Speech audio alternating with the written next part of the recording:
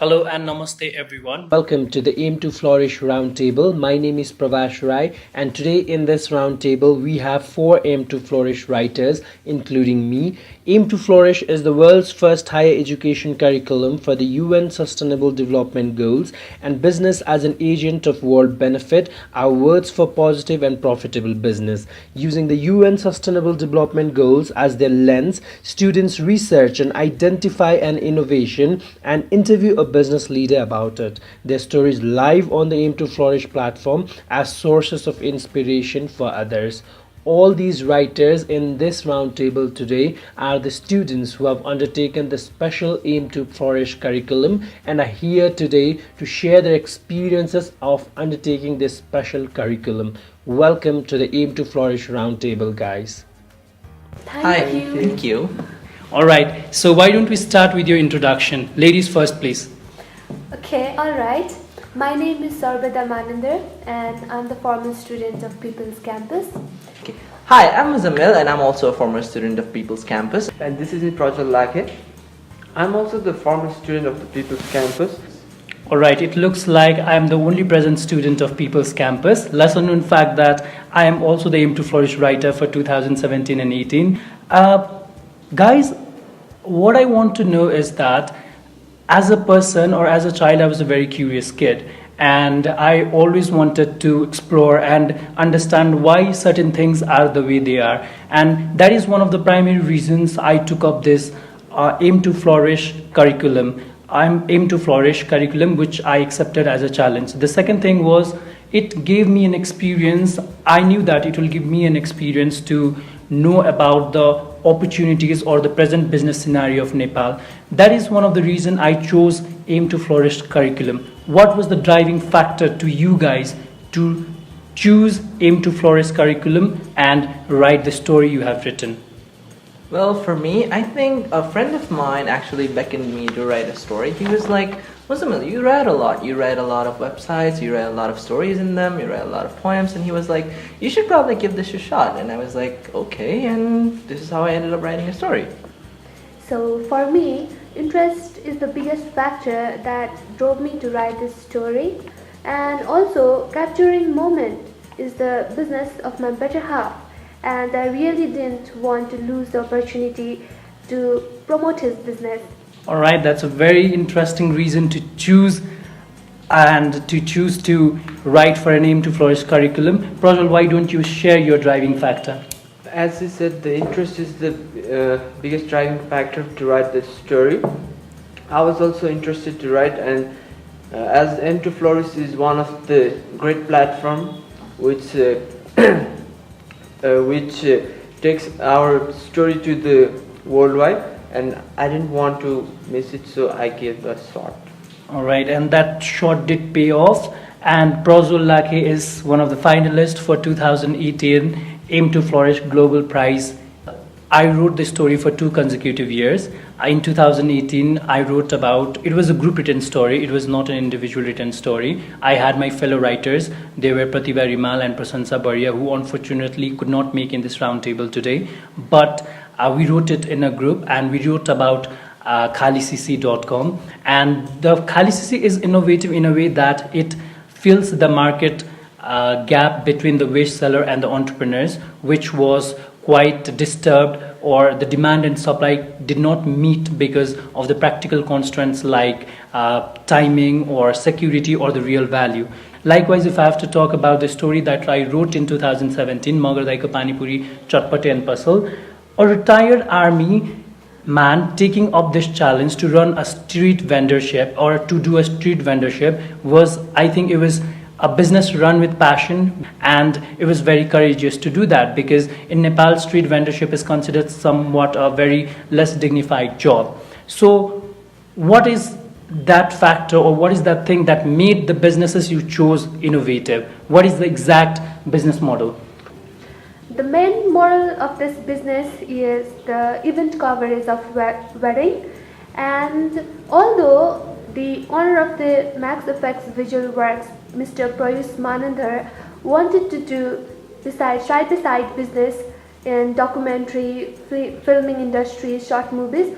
However, his demand is so high in the wedding field that he could not even take out the time and think about the rest of the businesses. Well, for my case, I wrote about smart money. When I thought about it, I was like, what's so smart about smart money? And it just began to hit me.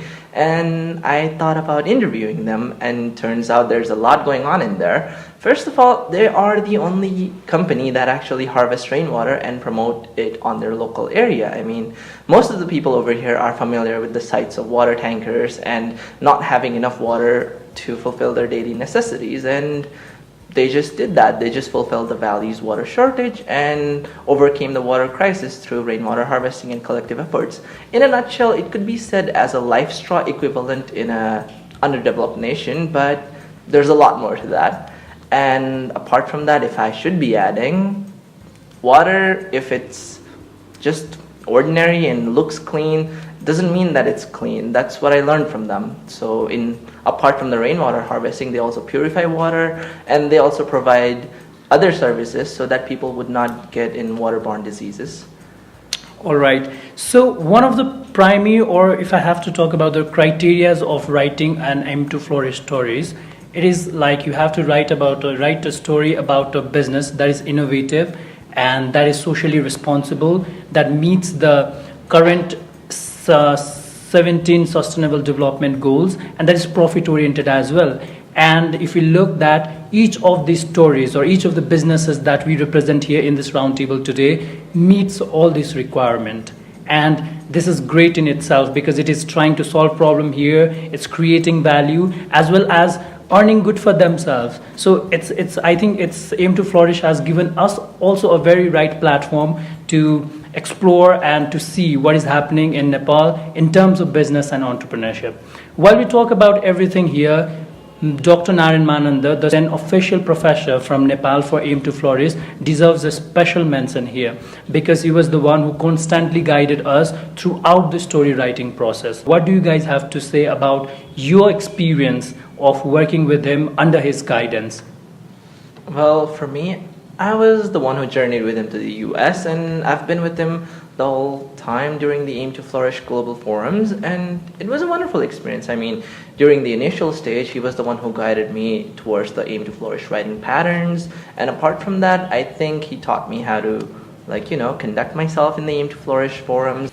I think all of us here will agree that with Muzzamil that it was a great learning experience to work under the guidance of Dr. Manandhar because he's someone who is so dedicated towards his work. Guys, I have to tell you this, I knew that there are 17 sustainable development goals which has been aimed to be met by 2030, but I did not have the clear understanding of each goals. After taking aim2flourish curriculum, I know that what every sustainable goal means and why they are aimed to achieved by 2030. This is something I learned after undertaking the aim2flourish curriculum. What have you guys learned, or what was the best part about the whole story writing process? Well, it was a great learning experience while writing this story in the aim2flourish. First of all, the first thing that I learned was the writing techniques, which was guided by our Dr. Sarbada Manandhar sir. And another thing I learned was about the 17 SDGs. Previously I was unknown about it, and after going through the website of the aim2flourish, I knew what the SDGs are and what should be included in our content. And the last thing I learned was about the happening businesses all around the world. We can find a lot of innovative ideas in the aim2flourish business stories, which was written by people from all around the world, and that is the greatest learning I got. Well, as an individual, I think I learned a lot about businesses. Firstly, I think I gained an insights about classification of business. For instance, now I look at a business and I say that falls under SDG number 1, and I look at other and I say it's SDG number 17. So I think it has engineered a sense of, thinking about the environment while at the same time thinking about how I can help achieve a global goal. So it has changed me drastically. I should admit that. Apart from that, I think I've developed my writing style and I made a lot of connections with people, and some of them are my good friends and some other are foreign nationals who have done a lot for the society. So I think business is not only for profit, it's also for the benefit of the entire community itself. So it has changed me on a personal level. So when I hear what you guys have to share or what you guys have to say about what did you guys learn from undertaking this curriculum, what I found common between all of us is that we really translated our arguments we learn in classes into the field through undertaking this curriculum, and that is an achievement in itself. So kudos to all of us for that. Lesson known fact that Muzzamil Ashraf is also the Aim to Flourish Global Prize winner 2017. He went to America, he went to Ohio, Cleveland, and he represented Nepal last year, and I think had an amazing time, had a gala time. So, and learned many things as well. As he said that he made many friends who are of foreign nationals. And so Muzzamil, how was your experience? Would you like to share? What did you learn, or what was that, the cultural exchange program and a lot of things, the new businesses happening around the world. So how was your experience? Initially, I was like really nervous about it, like going to a foreign land, 17 hours of flight and everything. But then everything changed and I was like welcomed with open arms, and there were like people all over the place saying how global goals and the business isn't entirely profit motive. It's also about doing better for the community, and I just made a lot of friends. Like I said, they were like really cheerful, and what I learned from the most is that age is just a number. I mean, people from different backgrounds, different races, different religions, all of them came to one place and they were like doing something good on a communal level, and I think that was really nice. And apart from that, I think I should also be thankful for the Aim to Flourish community in the Cleveland, Ohio, and Case Western Reserve University for funding this campaign of its.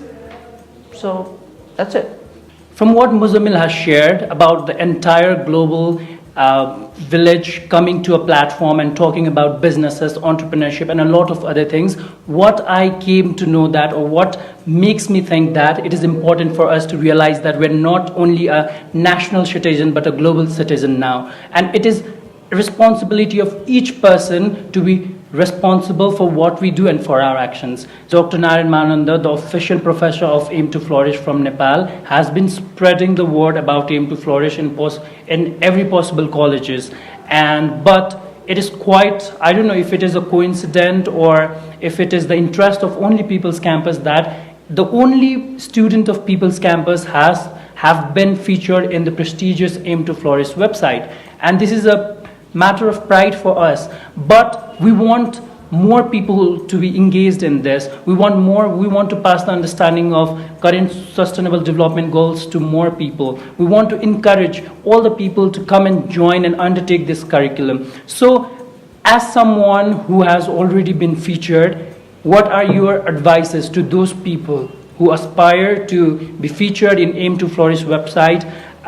So what are your advices? I also would say that you should do your homework. Do plenty of research on the SDG that you're planning to do.